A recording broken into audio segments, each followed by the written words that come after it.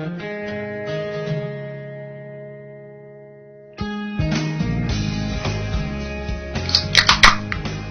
morning, everyone. You know what that sound means. It is time for another episode of Bina and Brady with a beer in a bathtub. I am Bina. I'm Brady. And we're here to talk to you about a very special episode on ringers and the idea behind what makes a ringer and some popular ones from a sports movie history. But before we do that, Brady, we've been doing this podcast for a week now. Have we learned anything? We haven't learned anything, Bina. I disagree. We got a microphone. We learned that YouTube will flag our things for no reason. They will, and we can't figure out why. Yeah, tell me about YouTube's flagging policy. So their flagging policy apparently is just like, if somebody flags it, they'll take it down. And then there's really no founded evidence why they took it down at all. Yeah, so we violated community guidelines. What does that mean? There were 6 reasons what community guidelines are, and they're all bullshit. So it's all, if you get offended, then we'll take it down. That's essentially what happens. Yes. Are we offensive? I thought we weren't. I thought we were just talking, but apparently we're really offensive, especially to Steve Spurrier. Yeah. Oh, I guess Steve Spurrier got the brunt of it. All right. So yeah, we learned to be careful, censor ourselves a little bit. As I showed with the way I dropped bullshit in the first 2 minutes of the concept. I wasn't going to say anything. So we learned that we can talk for 45 minutes without really trying. Yeah, we actually had to cut back on how much we talked. Yeah, so this episode we're going to go shoot for 30 minutes, hoping to hit that mark, and if we need, we might separate this up into 2 podcasts. Yep, part 2 will come out, maybe, we don't know. Who knows? We still have podcasts we haven't released yet. Alright, so moving into ringers. What is a ringer? Alright, so what a ringer is, in sports movies, and in real life, is a player that isn't part of a team, and he gets recruited because he's really good, and he's kind of a diamond in the rough. A diamond in the rough. Why wouldn't he be playing for the good team? Define good team. So every sports movie has your villains who are good and actually practice fundamentals and are Brady's favorite. And why doesn't the ringer ever just play for that team? Well, in the case of the first example, and we'll get into that, nobody knew he existed. Like, everybody thought he couldn't play. And then the coach saw him perform his special skill, and he gets recruited to play. Okay, so does a ringer have a special skill? I'm not sure. We haven't quite decided on it. We're hoping that through this podcast we'll be able to figure that out. Figure out our full definition of ringer. All right, so to conclude, ringer has to join the team halfway through the season and has to bring them over the hump. They have to have either their first win or their change in attitude based on the talents of this ringer. Right. All right, so let's jump into it. We have to start, of course, with our favorite movie franchise, the Mighty Ducks. So who is the ringer in the Mighty Ducks? All right, you could argue a few people, but first we're going to start off with the first ringer of the series, Fulton. Fulton. What makes him a ringer? He is that diamond in the rough nobody knows about. He joins the team halfway through. They think he plays football. They think he can't. He's going to go D1. He's in 6th grade. Had to repeat the 6th grade. 14 years old, going D1. He must have talked to Nick Saban. He probably talked to Nick Saban. So Fulton has a special skill where he can hit as we've hashed out, 1 out of 5 hit the goal. 1 out of 5. Well, nope. I think that's not a very good goal. Like, if you can only hit the goal 1 out of 5 times, it's not good. It's not a very good skill. But he comes in and he intimidates the other team with his shot, and then they get to be able to perform the Statue of Liberty play and win their first game of the season. Okay. All right. So he's really strong and a big dude for 14. He's already hit puberty, which makes him a ringer already. But he's not the ringer of the Mighty Ducks because Adam Banks comes in halfway through the movie. Mm-hmm. And I don't know if he gives them an emotional lift, but he is definitely the best player in the league. He doesn't give them an emotional lift. If anything, he's kind of an anti-ringer because he tears the team apart. Jesse Hall does not respect that cake eater. Until he runs into the post. Oh, yeah, because he gives his life for the team. Yep. He proves his worth. He was in a stretcher, right? Like, he's pulled off the ice in a stretcher. Parents, why are you letting your kids play hockey? It's a dangerous sport. It's very dangerous. Worse than football. Why would... It's on ice. Oh, it's football on ice. It's the scariest of sports. Just ask Thad Castle. Banks... He's probably the ringer. He's probably the ringer of the first one. But there's a whole franchise of the Mighty Ducks. Yeah. So what happens in the third one? In the third one, he gets put on the varsity team. He's not even on the JV team with them. And so he kind of gets torn from the team again, and everybody hates him again. It's kind of the same storyline twice. Yeah, sports movies tend to do that. I don't know if anyone's been paying attention, but they kind of follow the same template. But they get Banksy back for the varsity JV game. They didn't want him anymore. I don't know why, because he's clearly the best player in that school. He's still a cake eater. He's still a cake eater, though. But they're a bunch of cake eaters.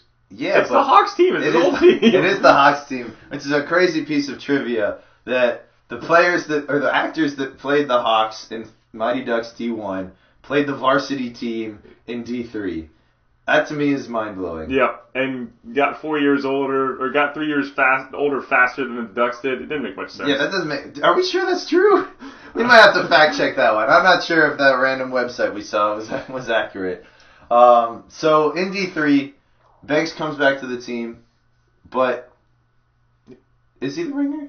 No, because there's another person in that movie that comes back to the team from D2 in the varsity JV game and gives them a definite emotional lift as well as an enforcing lift. Yeah, he actually has some talent. He's really the only one that can play hockey at that point. Averman's skill set has gone off the boards. He's off the deep end. And Goldberg is not very good. All right, so who's this player? This player? Dean Portman. Dean Portman, coming in on fire. What's the song? Don't you know everything's on fire? Portman, everyone's favorite Bash brother, comes in and plays for how long? Doesn't he get thrown out in 2 minutes, or am I thinking of D2? He comes in the final period of the game, and I think he ends up in the penalty box. He ends up in the penalty box, he shifts momentum. And is what he does. He does because he strips in the penalty box. box. We believe in momentum on this podcast. We love momentum. Momentum drives all sports. It's the only sports stat that matters. Yeah, it's conserved even. Yeah. Newton showed it. Yep. All right, we'll talk about Newton later. That's a different podcast. It could be. We'll find out. Don't give it away. All right, so we've got a couple of different ringers in Mighty Ducks. We've established our framework. Let's move through some other sports movies that are favorites of ours. Personal note, or just a note to the viewers, the listeners out there. This is an incomplete list that we came up with kind of 10 minutes ago. Yeah.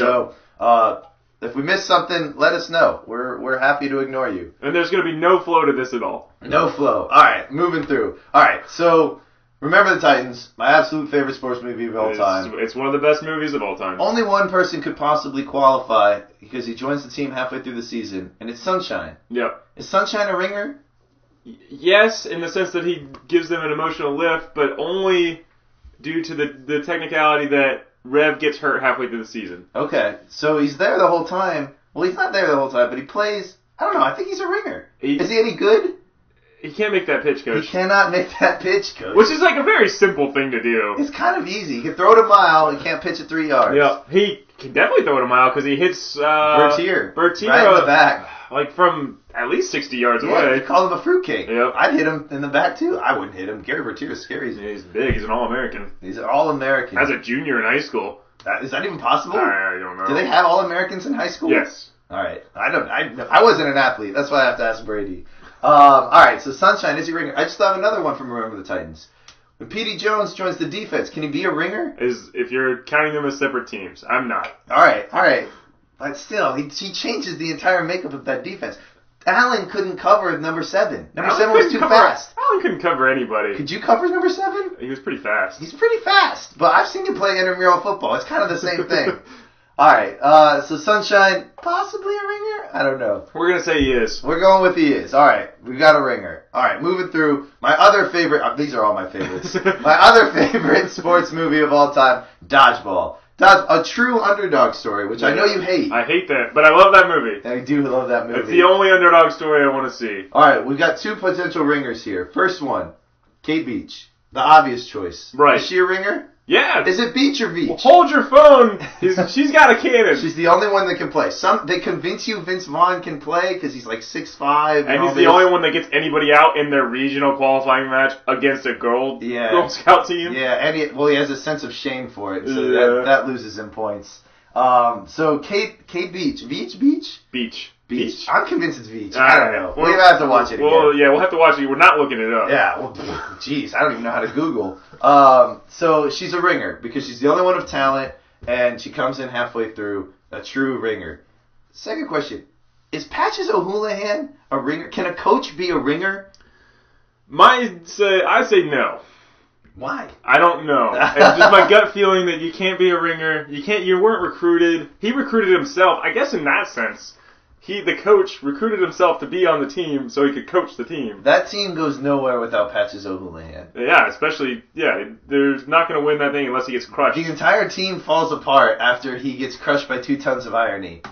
So you know that he has some meaning there.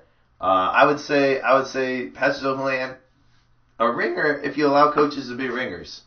But we don't, because we don't care about coaches. Absolutely no coaches. Coaches are getting in the way of talent at all times. Yep. Especially Steve Spurrier. Especially, are we just going to go on an attack on Steve Spurrier this whole time? I'm trying to get flagged again. Oh, all right. Because I think Steve Spurrier monitors YouTube. Because he's got all this time now that he's not coaching. Yep. That must be his new gig. All right. So moving to another favorite of mine. This is a cable classic, and it is The Replacements. Singing in the jail cell. Shane Falco.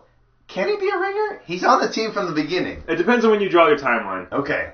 Draw out the timeline for us. So, they all get recruited to this same... Wait, hold on. Timeline. Are we talking like the Matrix? Are we in different worlds and realities here? There's different timelines? Shane Falco in the second Matrix is...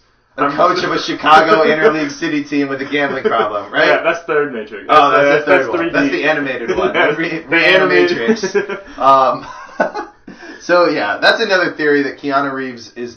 All of his characters live in the same universe. Yeah. We'll get to that in another podcast, maybe. But Shane Falco, he's on the team from the beginning. How can he be a ringer? Well, because he gets let go from the team after the third game in their 4-game season. No, it's not after the third. It's in the playoffs. No, it's not. Yeah, it is. No, they're playing to get into the playoffs. Oh, you're right, because they can't actually talk about like the Super Bowl or anything because of all the rights. Yeah. Because they're the Washington Sentinels. Yeah. Playing the Dallas... I want to say Mustangs, but it's not Mustangs. It's not Mustangs. I think it's like Hammerhead Sharks. It's like Generals or something. They're the worst. Come on, fictional sports movie writers. Have some imagination. Like Falcons. Like the Shane Falco Falcons. That would have been the best. That would have been the worst. Or just the Falcos, like the character from Fox. Star Fox. So it wasn't the third game of the season. He played so many games. At least 4. He played in 4 games, you're right. All right, fine. So he gets in this game and gets removed from the team because Martell crosses the picket. He crosses the picket, and Martell's better than Shane Falco. That's true. He's an all-pro, I think. But is he any good? Are we sure he's good? He might be like John Elway. He might be. No talent happened. John Elway. So Shane Falco, he comes back in, and is he the best player on that team? No. It's blind Rob Gronkowski. Blind no, Rob. Not blind. Deaf, blind Rob Gronkowski. Sign language, man. Yeah, it's confusing. I don't know how to speak. Is it? I think it's one of the easier ones to learn. Maybe. I don't know. The easier ones. Easier what? Languages? Oh, alright. Nah, that's C++, I think. Oh, okay. Java. Ugh. I don't know any of that. Alright, so Shane Falco comes back in, sets the team apart, and they win. Spoiler alert. Sorry about it. But, yeah, that movie's from 2001. Is it? Oh, that's a long time ago. Yeah. Alright, so I'm not convinced. He's on the team from the beginning. You can't convince me there. Alright. I'm out on Shane Falco. By our own definition, he's out. He's out. Okay. Moving forward to your favorite movie, Hoosiers. Yeah, you're just gonna have to talk about this one. I don't Brady's know. never seen Hoosiers. I've it never blows seen my mind. Hoosiers. Such an athlete over here, not seeing one of the best. It's not really the best. It's an overrated piece of garbage. Spoken like a true guy from Indiana. You're I'm not from Indiana, but I'm a Midwest guy. I should appreciate it more. Jimmy Chitwood. Easily the best player, maybe in all of Indiana. He would have given Larry Bird a run, I think. Would he have? If Larry Bird played in the 50s, probably. Okay. And he had to overcome the worst coach in sports movie history. But we've already hashed it out. Which is also the best sports Wait, coach. Have we hashed it out? I don't think so. No, that's the one that got flagged. I'm sorry to the listeners out there. You haven't gotten to hear our thoughts on Hoosiers and Norman Dale, but hopefully YouTube figures themselves out. Or you listen to it in the 20 minutes before it got taken down. Oh, yeah. Hopefully you just are chomping at the bit 9 a.m. Wednesday morning to hear our podcast. Our hot take. Our hot take. Hashtag hot take. Jimmy Chitwood comes in, and Norman Dale has to convince him to play, and he misses 2 shots the entire movie. He's 31 of 33. And he goes an entire scene where Norman Dale's talking to him, not really about trying to convince him to play, but also trying to convince him to play. You know when like adults do that? They're like talking to you like they're talking about one thing. This is an Albus Dumbledore thing. He would always do this. He'd be talking to you about one thing, trying to convince you of doing another, but like not actually saying it. It's a strategy to use to confuse kids, I think. And Norman Dale did it perfectly. But while he was doing it, Jimmy Chitwood's not even listening. You know why? Because he's draining 16 shots in a row on an outdoor basketball hoop, and I don't even think it's paved. I think it's on grass. Which, if you are a parent and you want your child to succeed at a high level in basketball, don't give them a paved driveway to play basketball on. Give them a clay mud pit that they have to work and build their jumping muscles. Scientifically proven. Scientifically proven. Ask Kobe Tam. He knows science and sports medicine. A little bit. A little bit. He's done some work there. Rudy. No. That's enough about that movie. Oh, it's the worst. It is bad. All right, because we really want to talk about our favorite one, Space Jam. Space Jam. Who's the ringer on that?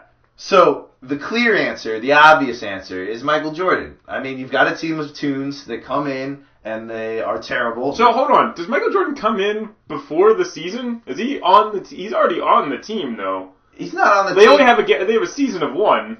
So, they have one game. It depends on when you define the team is made when Bugs Bunny decides that they're going to beat these tiny little aliens. In basketball. And there's the team.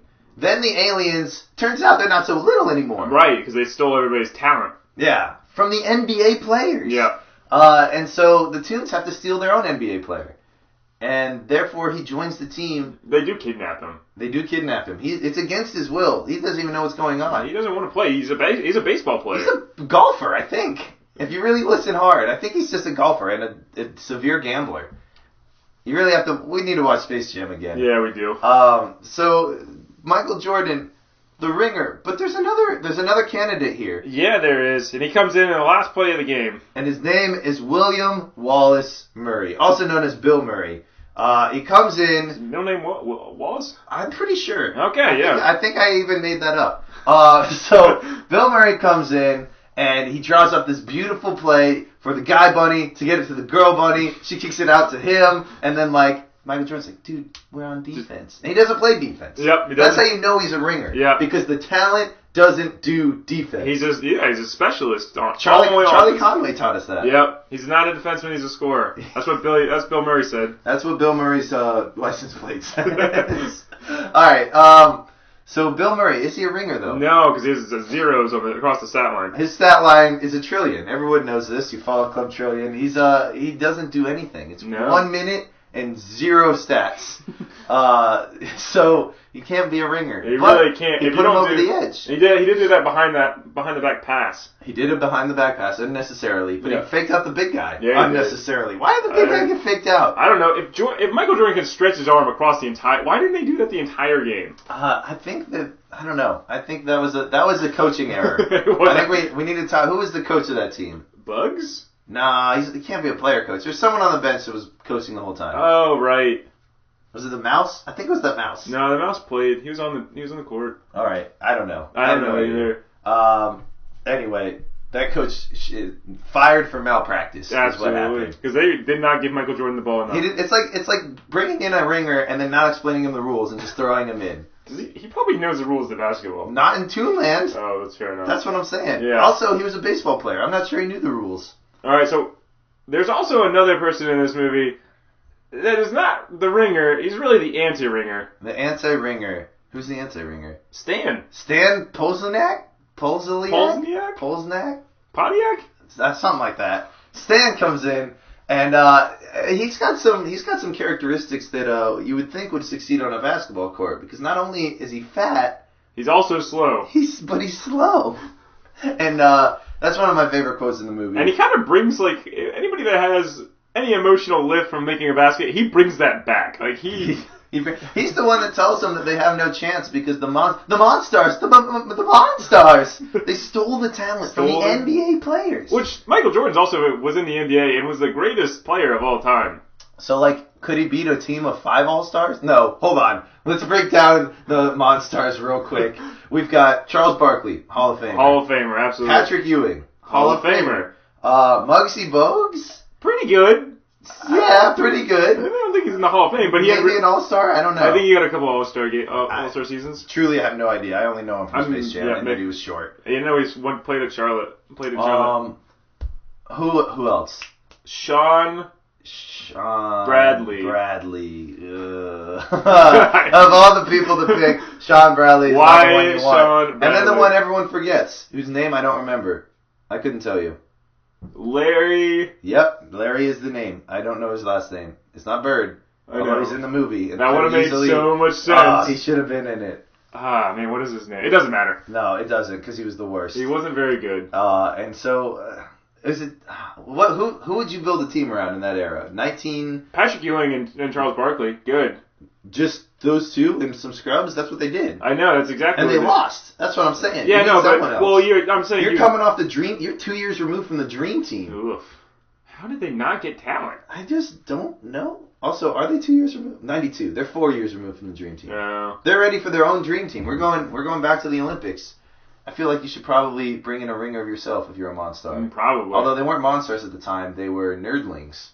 Yeah. Piece of They trivia there. didn't even know what basketball was, so maybe they didn't know how to recruit talent or like scout talent. No, they didn't. They really didn't. They got in a raincoat and they scared out Ray Romano's wife. Obviously, what they did with Sean Bradley though, because he was the tallest. He was just the tallest. They thought, hey, he's really tall, and he's white. Yeah, that might be a difference. I don't know.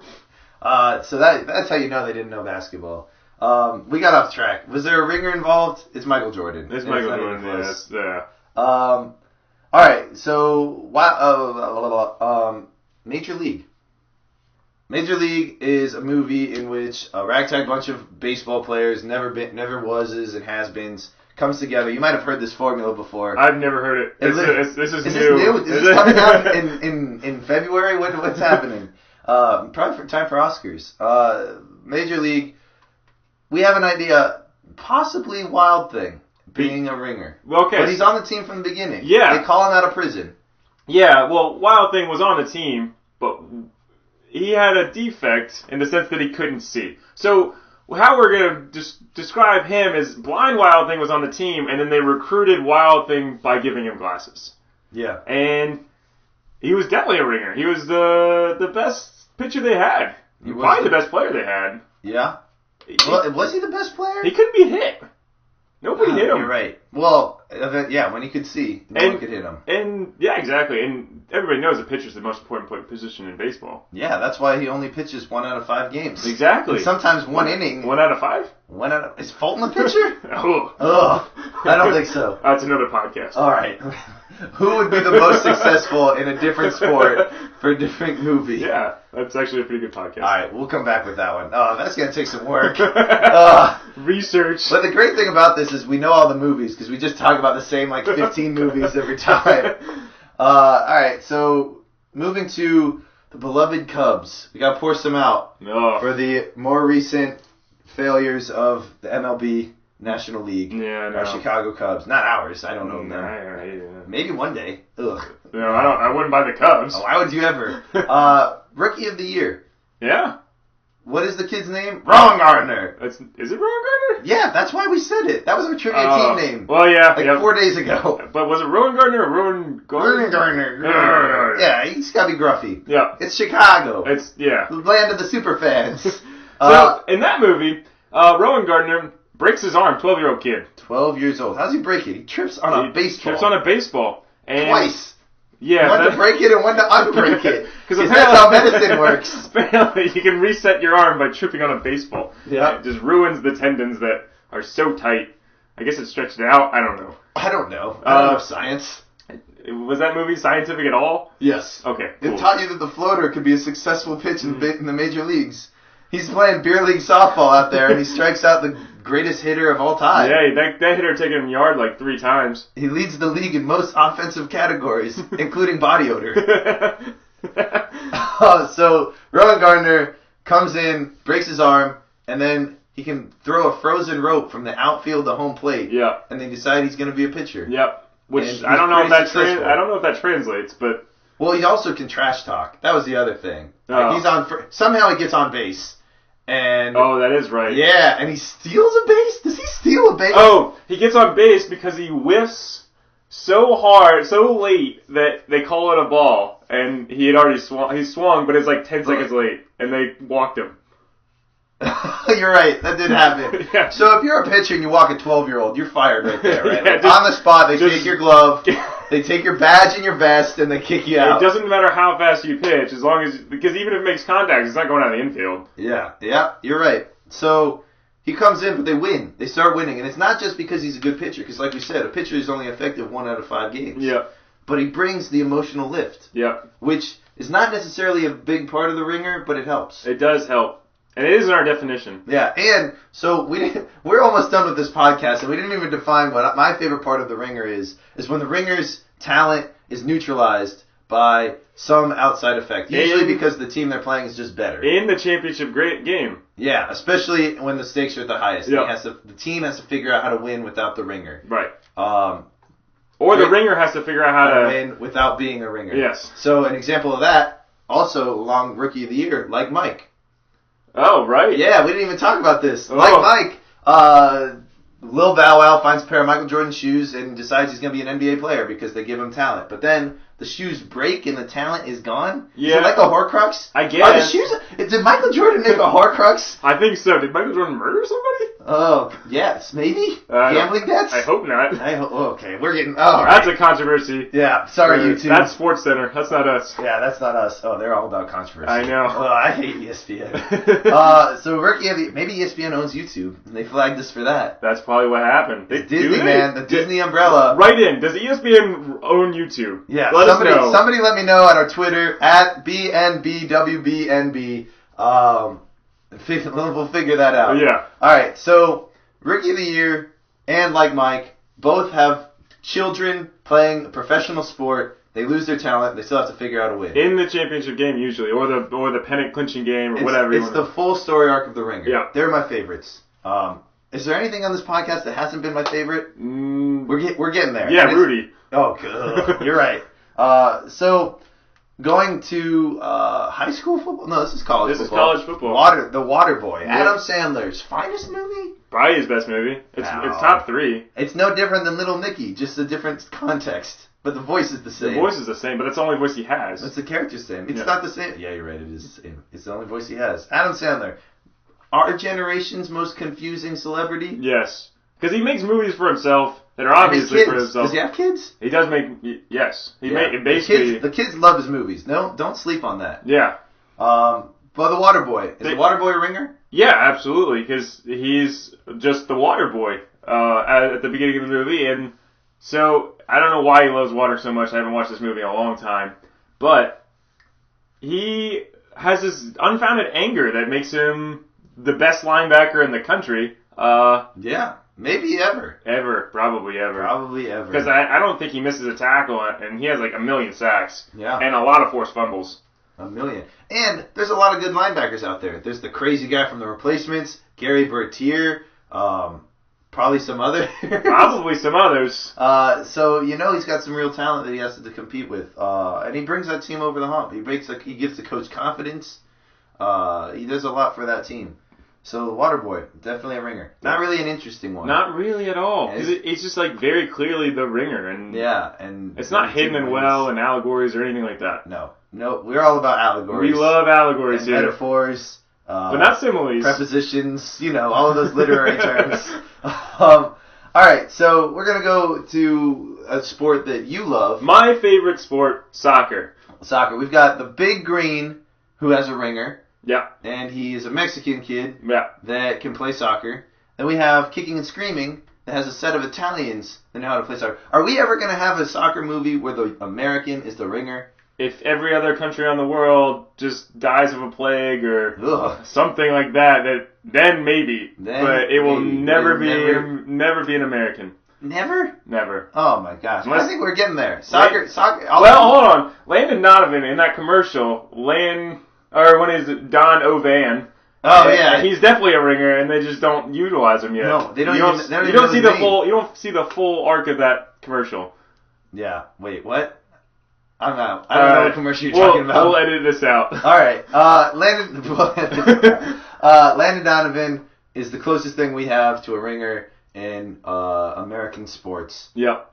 Good for him, man. But yeah, so Big Green, Kicking and Screaming.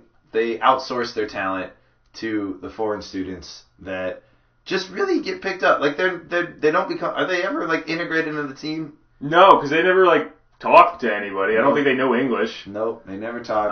They don't know English. And Big Green, he is integrated into the team, and he actually gets a girlfriend by the end of it. Oh man, so that's impressive. Yeah. I don't know why, but it is. Yeah, sometimes you need a romantic aspect in these movies. Disney, they know how to pull at your heartstrings. Yep. All right, and with that, we're out of time. We're out of movies, and we really said a lot without saying anything. Yep. So, and Zach is yelling at us to get out. Oh yeah, our producer is ready to take a shower, and so we need to get out of here. We've got our own sporting world to get into. We got a dodgeball tournament today. We picked up a ringer last night. Yeah, we did. Because we needed a girl, and so we picked up Fernanda. Shout out to Fernanda. All right, I hope you're listening. You're probably not. Oh, everyone's listening, man. This is the hot topic. All right, so thank you everyone for listening. Again, you can reach us at. Do we have a Gmail? Do we have an email? Yeah, it's bnbwbnb@gmail.com. Email us with your questions, concerns, criticisms, comments, critiques, any other cross sounds. I think that's good. Croissants. Email us with your croissants, and we will be back in a couple of days, in a week, 2 weeks, 7 weeks, who knows? Probably Wednesday. This will come out on Monday. This will come out on a Monday, hopefully. I don't know. I'm really behind. Yeah, we'll figure it out. But in the meantime, remember to call your mother.